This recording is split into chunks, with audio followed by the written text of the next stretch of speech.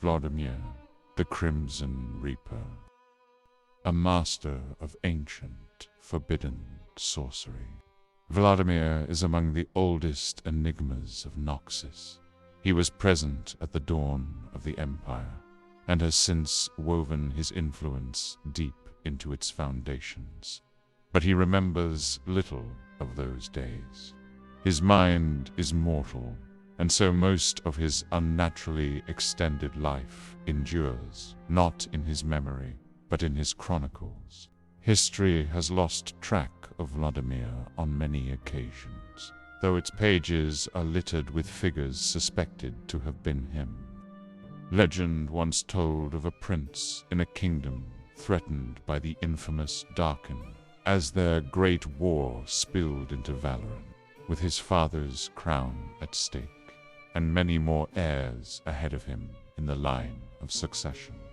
The unfortunate youth was traded to the fallen god warriors as a hostage.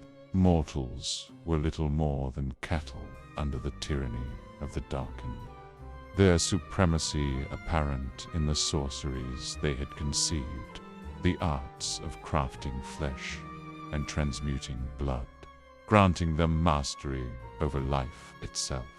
Believing himself above other mortal vassals, and therefore worthy of such power, Vladimir was the first of his kind permitted to study this terrifying magic. His devotion earned him a place of favor in his patron's war host, and the right to practice hemomancy and enforce the Darkin's will on lesser beings. Over time, the god warrior watched with amusement as Vladimir came to govern his subjects with as little mercy as the Darkin themselves. The fall of these cruel tyrants is, likewise, the stuff of legend.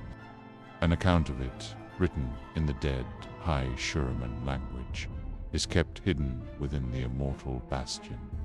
It speculates that Vladimir's master was not imprisoned like so many of his kin, but instead died at the hands of his own war host. The few surviving mortals fled, taking what knowledge they had of blood magic with them. Unknown to all but Vladimir himself, it was he who struck the killing blow. Scarred, blinded, driven mad by the radiance of a Darkin's undoing, he absorbed enough power to renew flesh that was never meant to last beyond a mortal lifespan.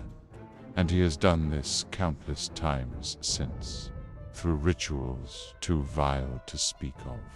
At the height of Mordekaiser's dark reign, it was said that a mythic and bloodthirsty fiend haunted the coastal cliffs of eastern Valoran, demanding young lives and savage worship from the local tribes. Few were welcome in his lair, until the day a pale sorceress approached this barbarian god with an offer. The two feasted together as equals, weaving magic so dark that the wine at their table soured, and the roses withered, vibrant red turning to black. Thus began the pact between Vladimir and LeBlanc, rife with disputes and games of politics and war. Over the centuries, others joined them, powerful nobles, exalted masters of magic, and beings darker still. This cabal grew into the hidden power that would guide the throne of Noxus for more than 1,000 years, orchestrating many of the Empire's most ambitious campaigns. Uniquely among the leaders of the Black Rose, Vladimir has rarely limited himself to scheming from the shadows. In the past, he deigned to join the Noxian noble courts during the most interesting of times, only to fade into seclusion decades later. His extreme adjourned the atrocities his sorcery could wreak a well-kept secret. Even so, under Vladimir's tutelage, the art of hemomancy has found a place in the military of Noxus. and among scions of the old aristocracy. Among these diverse practitioners is the Crimson Circle, a youthful cult dedicated as much to Vladimir's personality as to blood magic itself.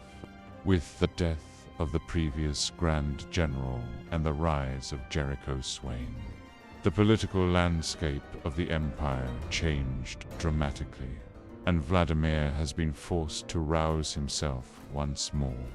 Wearing the guise of a benevolent socialite, he has returned to the public eye as a vocal opponent of the ruling Triferix Council, much to the concern of more cautious members of the Black Rose. Indeed, his reappearance may have come too soon, as time has not yet washed away all the stains of his previous lifetime. And it seems likely that Swain himself has begun to grasp Vladimir's true nature.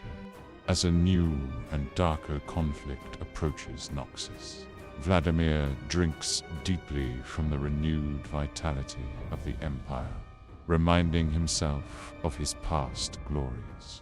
To him, this life is a mere revelry, a masquerade spanning centuries, and the prologue to greatness.